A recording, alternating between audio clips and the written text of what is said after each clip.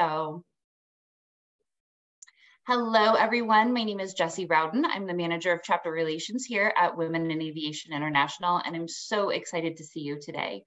A couple of things that I want to talk about before we get into our presentation today. And the first is, have you received your amazing, beautiful magazine yet and taken a look at it? Because it is fantastic. The cover is beautiful, the inside is beautiful, it's all about conference. There are several photos of all of you in there, and it is absolutely wonderful. So make sure you're taking a look at that. Chapter news, everyone. I have to tell you, you are keeping me busy with chapter news. I love receiving it.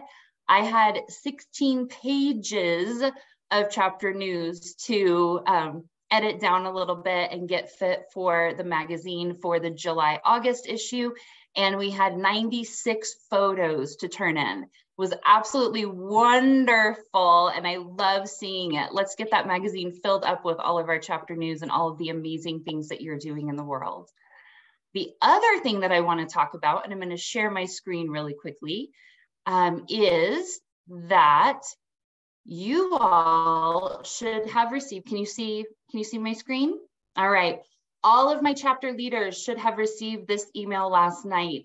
Girls in Aviation Day is officially kicked off. We have this email, all kinds of links in here so you can register your event through the email. The new event host kit is up. It is on the website, and you can find that either in Girls in Aviation Day, or we've also placed it in our chapter resources so that you can find it there. There is an event host kit that is now in a packet. There's not all of the links that you have to click to get your individual pages. This is a PDF. All of your resources are in there. We have added to it. There are things like emergency procedures and volunteer guidelines and all of those wonderful things. So we've got the email here that just came out. So make sure you are checking your inbox and or your junk or spam email, because sometimes when those large mass emails come out, I know that people's inboxes say warning. The other thing that I wanted to talk about is indeed the resource page. So you will find that again, either under chapter resources, or you can also find it under Girls in Aviation Day resources. And we've got everything right here for you. You can register your event here. Remember those dates for our international chapters. We are doing July 21st is the due date for your orders. August 1st and for any events that are held prior to September 23rd. We also have August 1st as the deadline for our US chapters so that we can ensure that we've got everything shipped to you and good to go. We are making those deadlines pretty firm, so make sure you order now. There are handy little buttons here on the website. You can place your Girls in Aviation Day order here, or there's a link here on the new kit. That bandana is absolutely beautiful if you see the new tie-dye color for this year, as well as downloading that Girls in Aviation Day host kit. And I'm going to show that to you really quickly. Remember, I said that it's all in a handy book here. So the host kit is here. You can go through the table of contents. You can click on what you're looking for. It's going to automatically take you to that page. Or if you would, go ahead and take a look all the way through, because we've got letters in here for you, all of your links. And I am super excited to announce that this year we were able to get a few of our Girls in Aviation Day flyers translated into different languages so that your outreach can go to those communities. We have Spanish, French, and Arabic this year, and we will be trying to expand that in the years to come. We want to make sure that you're really having that meaningful impact to the kids in your community. So with that being said, I'm obviously very excited. We put a lot of work into this. Annie is amazing and made this beautiful checklist that you can use. You can download it to your Google Drive if you click here. Lots of handy tips. So make sure you're taking a look at that. All right, I'm going to close that, and we are going to today talk about running up that hill and becoming a better leader. Leadership is rewarding and challenging, as we all know. You've gained new members who are passionate about the purpose and mission of WAI, but how do you lead those members to be active and involved volunteers? How do you ensure that the experiences that they have keep them coming back for more? We all are facing a really hard reality right now. The National Council of Nonprofits shows that the COVID-19 pandemic has had a significant impact on nonprofits' ability to recruit volunteers. Volunteerism had been declining for years before COVID-19, and the pandemic set many charities' volunteer programs into disarray. That I wanted to make sure that I put up here because I know that I have been hearing from so many chapters that it's really hard to get everyone engaged, and it's really hard to get those volunteers. And I want you to realize that you're not alone. This is something that is happening across the board for volunteer organizations, and it's not a unique thing to us. Did you know that many nonprofits have no paid staff and are completely run by volunteers? Volunteering has been shown to have positive effects on volunteers' mental health and well-being. Volunteers cannot receive compensation or in-kind benefits for the time and service that they provide to an organization. Receiving any of these can place the organization's nonprofit status in jeopardy. And I wanted to make sure that I put this point on here because I know that for a lot of our donors, we do things like give them additional advertisement or make sure that they've got their goodies in the swag bag, those type of things. Those things are okay.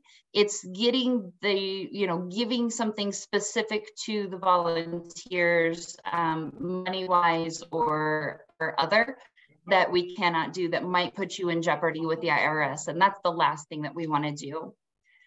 Volunteers' time has value and your time has value. Estimates place that this value at between $28 and $29 per hour per person for the service that is given. If we take a look at the numbers that are out there right now, 69% of volunteers spend less than 10 hours or less per month of their time volunteering. 66% of volunteers have decreased the amount of time that they volunteer or stopped altogether due to the COVID-19 pandemic.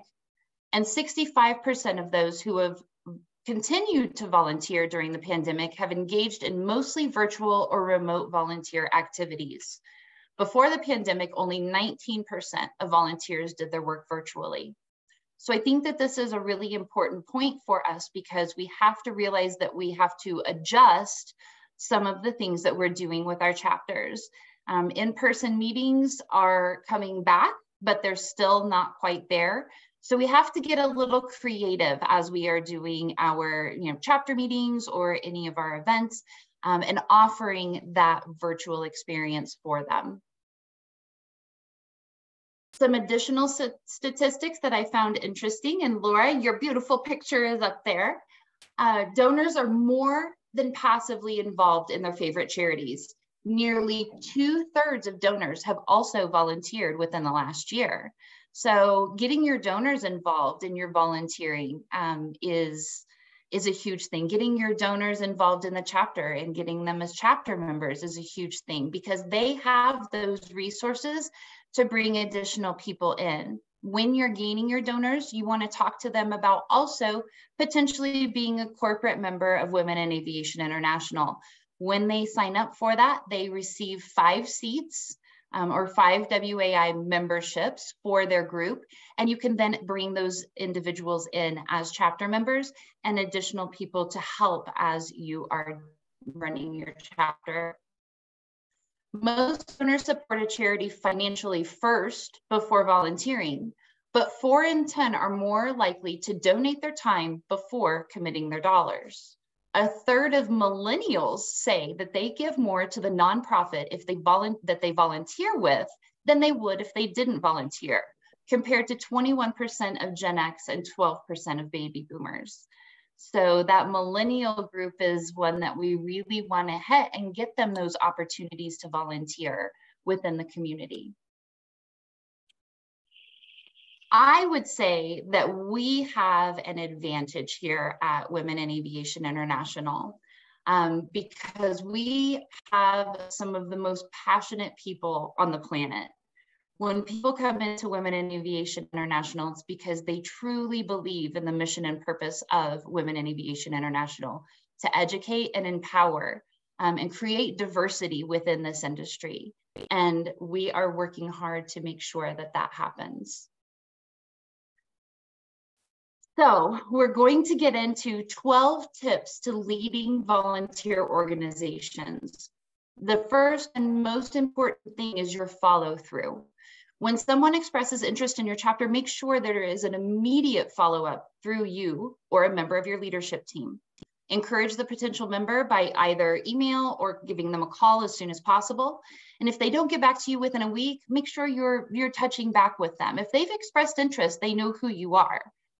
This is also a point where I'm really going to put an exclamation point on having that separate email address for the chapter and maybe having multiple people that can have access to that email address. That way, if Jesse's out of town on her honeymoon next month for a week or two, then someone else can answer those emails as they're coming in and make sure that we are being responsive to the members.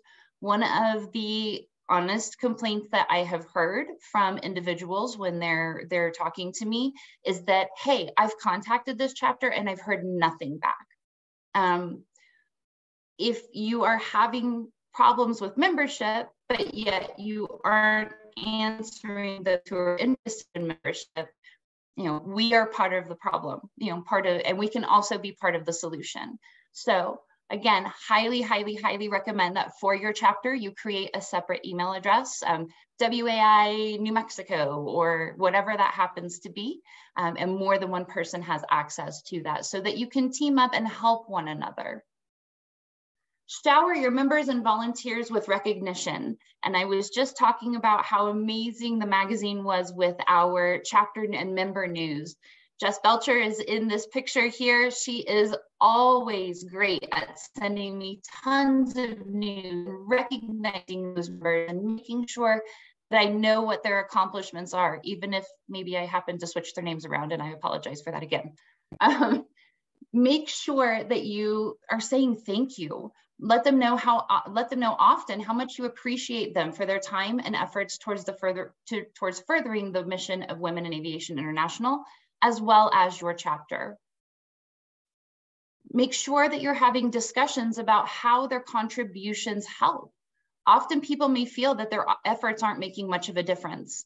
Let them know on a regular basis exactly what their contribution does for the chapter, as well as for the community.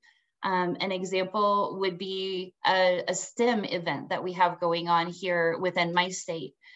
We put outreach out to the members because the lady that is hosting the STEM camp needed volunteers to do like little 1-hour sessions with the girls who are attending, and people came out in droves. So we are making sure that we have a list of those people, and we're going out on social media and recognizing them once the camp is done.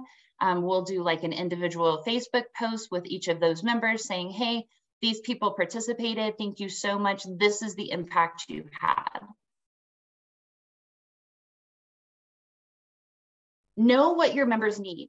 Some people are involved for fun activities and some are more interested in your serious pursuits. You need to plan your calendar so that you can have both. Go out and have, as Molly says, some people need pizza and some people want purpose. Those are two things that you can definitely tie together. Give those educational workshops. We can help you find resources. We have 18,000 amazing Women in Aviation International members that we can reach out to if you would like to host something in particular and have those individuals come and speak at your meetings. We can definitely connect you with those people. There are also other resources out there that we can connect you with for scholarships or how to write a resume or how to prep for interviews. Those things are all very important to make sure that you are providing for your members. Coincide the chapter's interests with the volunteer opportunities. Try to make sure that the organization's volunteer opportunities fit the interests expressed by members. They'll be more engaged and active when opportunities align with their passions. So Women in Aviation International, we do Girls in Aviation Day, and so many people get excited about the outreach to those kids. And that is something that we can continue year round.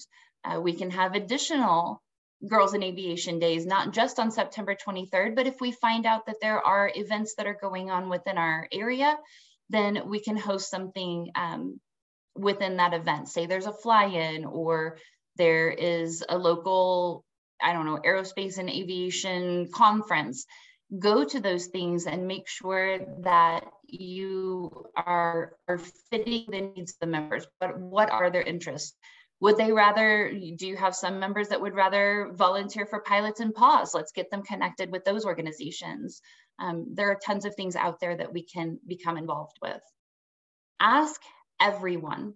Most people want to contribute in a meaningful way. Sometimes they just need a push in the right direction. Don't be afraid to ask people if they'd want to give some time or resources, because even if they cannot help, they may know someone who can. We've got a gentleman within, again, I can use my chapter as the example here. We have a gentleman who is heavily involved with the Air Force Base here, and he may not be able to provide the resource, but he can make those connections that really are meaningful. We actually found our outreach chair through him, and she's absolutely fabulous. So make sure that you're utilizing those resources that you already have. Quality over quantity. If you're looking for a particular skill set, such as fundraising, be prepared to wait until you find the proper fit. There's no point in getting a bunch of volunteers who can't get the job done. You want to find somebody who is passionate about going out into the community and requesting those donations if you're doing fundraising, or for Girls in Aviation Day, that you have the right person in charge who can help lead that event and lead those volunteers and make it the perfect fit. Offer different times and locations. Don't let logistics be a barrier for someone who wants to join as a member. Make sure you're providing off hours and remote opportunities in order to draw people who may not be able to help during conventional hours. I think we're all pretty good at this. Our meetings are usually in the evenings or on the weekends, and we try to get everyone active and engaged and involved that way. But if you have a chapter like mine that covers the entire state, when you're doing those meetings, how are you including those people that are 4 hours away? Maybe you can just hook up a computer and they can join you for the party virtually. Or possibly you can, for us, we'll have a meeting in the center of the state, and then we'll have a meeting at the bottom of the state, and then we'll go head up north and see who we can reach up north. Nip any drama in the bud. Unfortunately, we are a volunteer organization, and no one's getting paid to do the things that we do. We have to make sure that we're recognizing that, and sometimes those things come with drama. Conflict between members can cause people to quit. Make sure that there is a clear no drama allowed policy within your chapter. Encourage understanding and patience between chapter members and volunteers. And remember that everyone really has the same goal in mind. We're all here for the same purpose, mission, and vision. When possible, reward your members. If you have extra resources available, try to extend some of those to your members. If you've got extra t-shirts that are left over, you can give them something like that. Even if you can't offer them compensation, try to find other creative ways to reward them for their efforts. Their time is and continues to be valuable and appreciated. Make sure you're providing resources to offer the necessary supplies for the volunteers to carry out their duties, and inquire about any additional resources that they may need in order to perform the work. And then lastly, celebrate your successes. Take the time to celebrate the success of your chapter. Most nonprofits wouldn't be able to exist without the generosity of others. So celebrating your milestone is a great way to give back. Remember that everyone here is a volunteer, including you. As leaders, it's up to you to model a successful path by finding the right tools and teachers to help you lead. You have to set goals, identify a shared sense of belonging within your team, provide knowledge and support, and recognize the unique value that you bring to the organization. Transforming the negative and limiting your beliefs into a positive, enabling the ones that can exponentially increase your faith and confidence in your abilities and those of your leadership team. There are tools to help. I found as I was researching through here, all kinds of guidelines for managing volunteer organizations and getting your volunteers together, and how are you going to make sure that your events are covered. So there are tons and tons of things out here.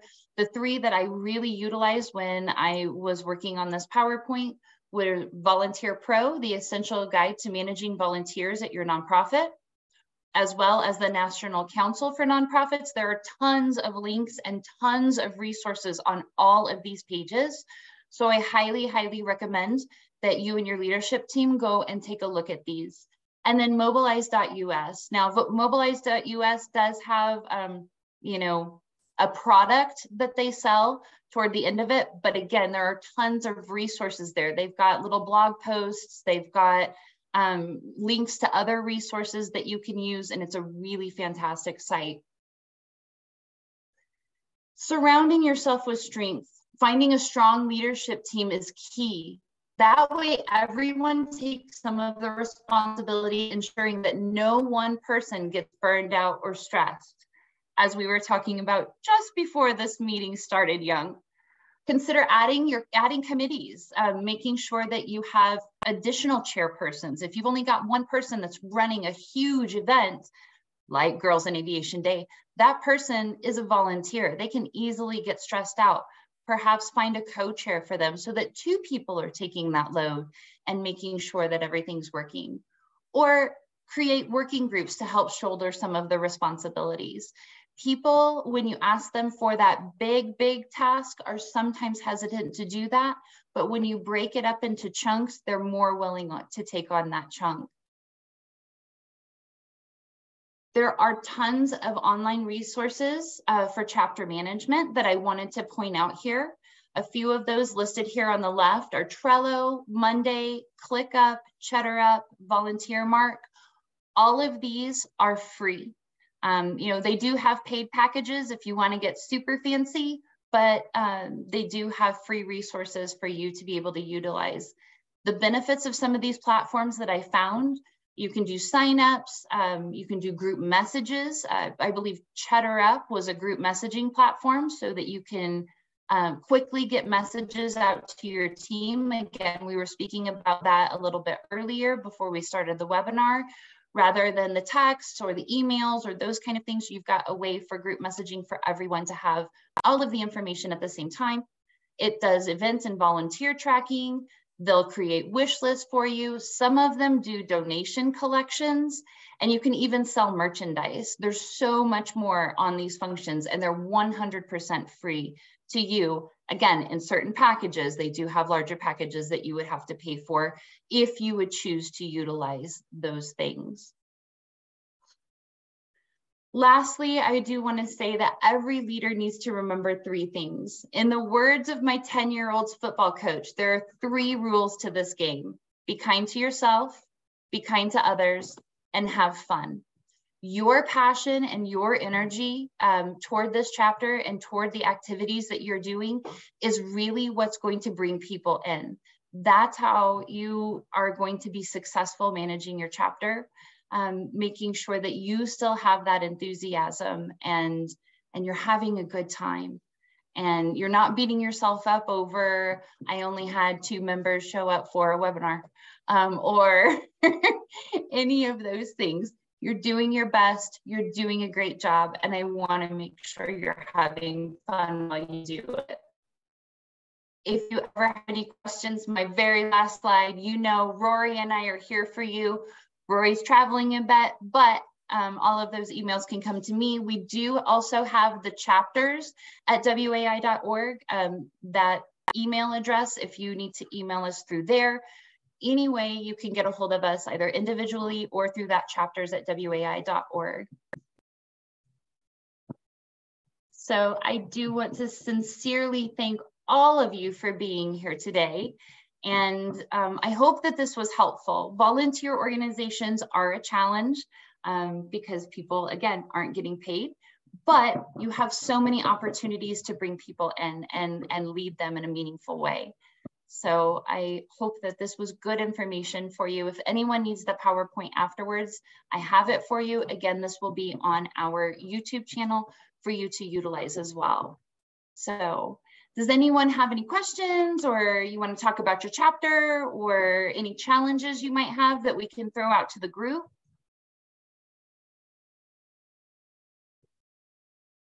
No? Okay. Did we find this helpful today, some of these statistics and the resources? Good, I'm so very glad. Well, I am going to stop recording now. I've got a thumbs up here in the audience.